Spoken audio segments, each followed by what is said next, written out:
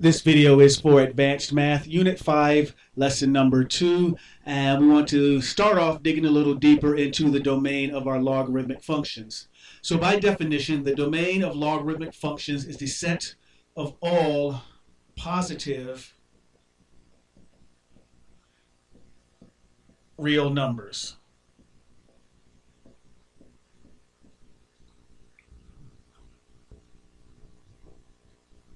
Okay, so if we have f of x equals log base b of g of x, or f of x equals natural log g of x, the domain consists of all x for which g of x is greater than 0. All right, if we're taking the logarithm of some function here, that function has to be greater than 0. All right, as we saw last time, the graph of our logs, it passes through 1, 0. And we saw that it had that vertical asymptote.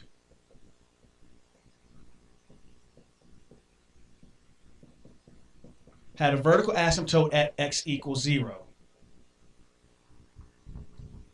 So as we saw there, as x goes to 0 from the right, our log of x goes to negative infinity. And as x goes to infinity, our log of x goes to infinity. So the domain, all positive real numbers, has that vertical asymptote at x equals 0. So we know, and what we're going to see is that the logarithm is not defined where x is less than 0, or less than or equal to 0. So the argument has to be greater than 0. All right, so in this first one right here, f of x equals log base 4 of g of x minus 7. Wait a minute. Log base 4 of x minus 7. X minus 7 is our g of x. So that g of x has to be greater than 0.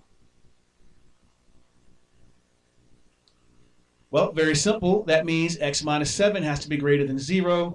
And we know how to solve our linear inequalities so that we get x is greater than 7. So our domain is x such that x is greater than 7.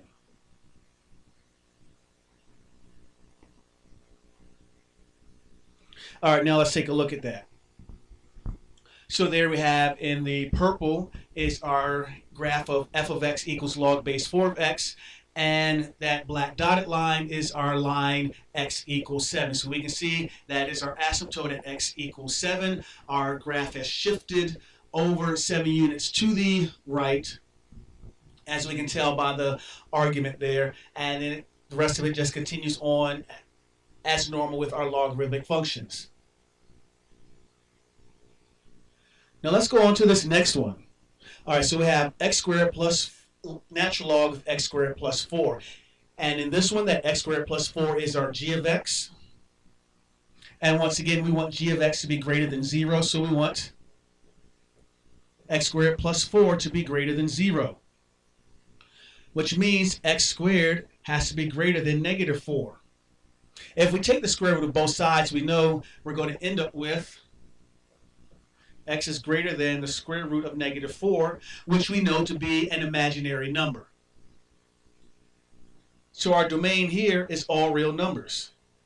And we can tell just from our argument, because we have to have g of x greater than 0, any number that we put in for x, once we square it, is going to become positive. So there is no real value for x that can make that argument there to be less than or even equal to 0, because even if we put in 0, we still got that plus 4. All right, now let's look at this next one. Well, actually, before we do that, we can go ahead and look at the graph there. And that is our graph there of natural log x squared plus 4. We can see how it continues out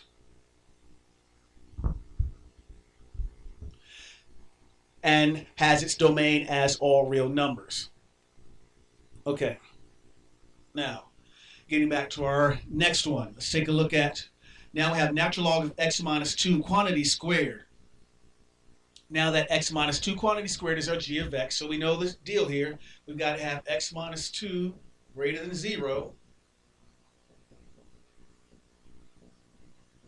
X has to be greater than 2. So there's our domain. Our domain is x such that x is greater than 2. Very simple there. And we've got to keep in mind that squared outside doesn't matter. What matters is what happens inside of that parentheses, because that's going to be the overriding factor there. And if we put a negative in there, or if we put 2 in there, we get 0. 0 squared is 0. If we put something less than 2, we're going to get a negative number. And even though we square it, it turns positive. That argument still goes negative there. And we will see when we take a look at the graph of that. All right, there's our graph of natural log of x minus 2 squared. And we see our asymptote, the line x equals 2. And we see for ourselves that the squared there does not affect our graph, because as soon as we get something less than or equal to 2, it invalidates our argument. Our argument there, our g of x, is not defined whenever x is less than or equal to 2.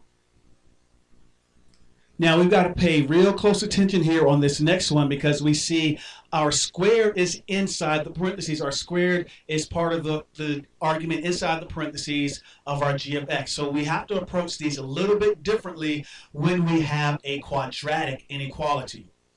All right, so we have a quadratic inequality here, which means we're going to take our argument and set it equal to 0. And we know this factors out to x plus 1, x minus 1 equals 0, which means we got x plus 1 equals 0, x minus 1 equals 0, x equals negative 1, and x equals 1. Now, when we have these quadratic inequalities, what we have to do is split our number line into the different parts that we have here. So we know that if x is equal to negative 1, our argument is going to be equal to 0, and our logarithm is not defined there.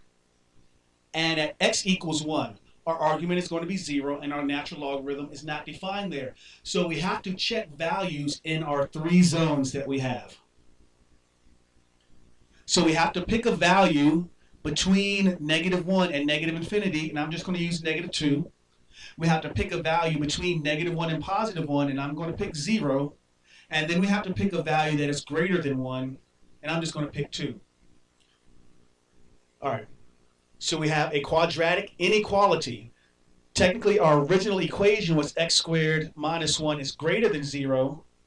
But in order to solve this inequality, we want to see what makes that equal to 0. And then we want to check the zones that we have. And we have 3 different zones because we have 2 numbers. We have the numbers less than our negative 1, the numbers between negative 1, and the numbers greater than 1.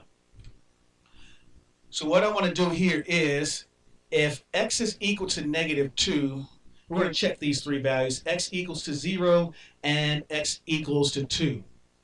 If x equals negative 2, then h of x equals 0.48. If x equals 0, h of x is undefined. And if x equals 2, then h of x equals 0.48.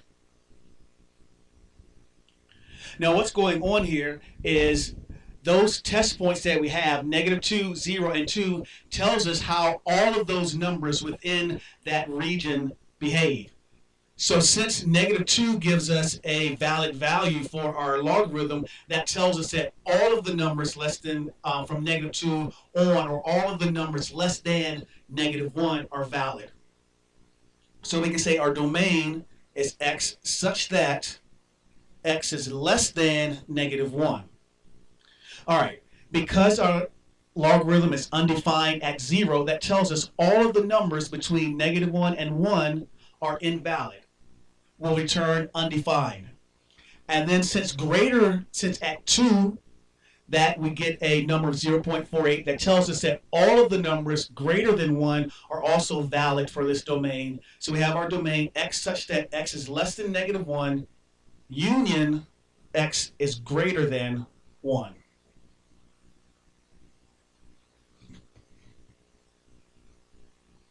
And we can take a look at that. All right, so there's our function and we have our vertical asymptotes at +1 and -1. Our function is not defined within those two asymptotes, in between those two asymptotes, but we see to the left, everything less than -1, our function is defined there, and to the right, everything greater than +1, our function is defined there. So when we have these quadratic inequalities, we have to check the different zones that are marked off by the numbers that make our argument equal to 0. And we're going to see it again with this next one. So we know we have to have x squared minus x minus 6 greater than 0, so we have to see what's going to make it equal to 0. And we know we're going to get x minus 3 and x plus 2, which is going to give us x equals 3 and x equals -2. So once again, we're going to have to make our little number line and split it into 3 zones. From -infinity to -2, from -2 to +3, and then from +3 out to infinity.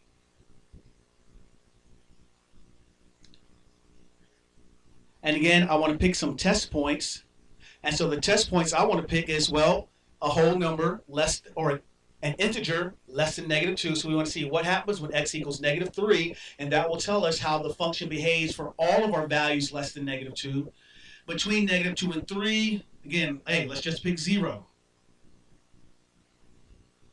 And greater than 3, we'll say x equals 4. Now, when x equals -3, j of x equals 0.78. And again, you can verify this in your calculator. When x equals 0, j of x is undefined. Because when x equals 0, our argument g of x is going to equal -6. And then if x equals 4, j of x is going to equal 0.78. So our domain here is x such that x less than -2 union x greater than 3.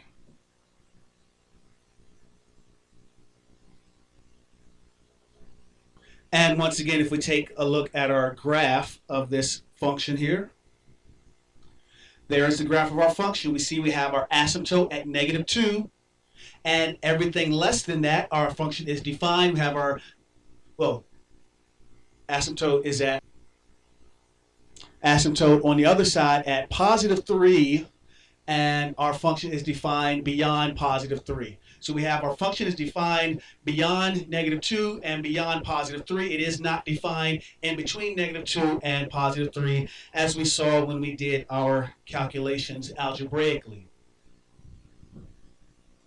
Now with our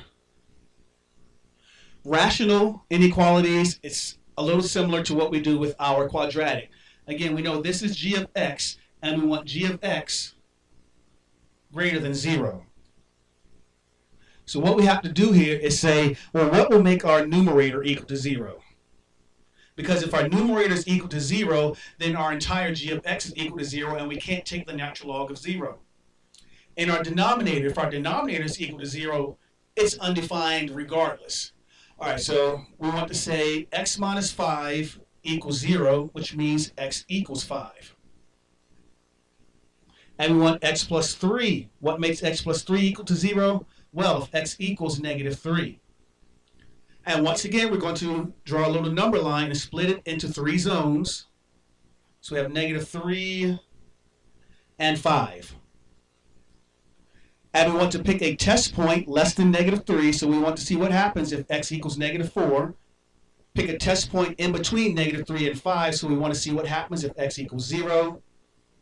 And then pick a test point beyond 5, so we want to see what happens when x equals 6. Now we get, if x equals -4, then f of x equals 2.2.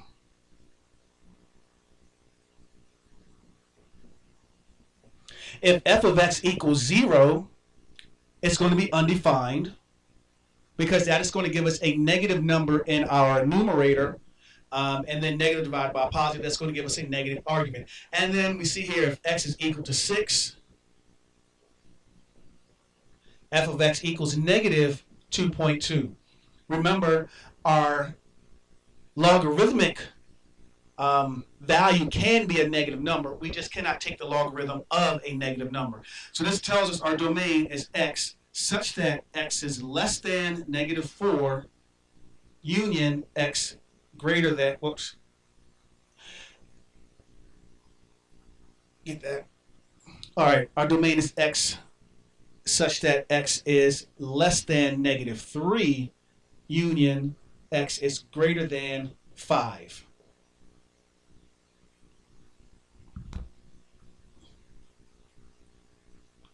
Okay, so now let's take a look at that one. And there we have it. We see we have our asymptote at x equals negative 3, and it is defined at less than negative 3. We have our asymptote at x equals 5.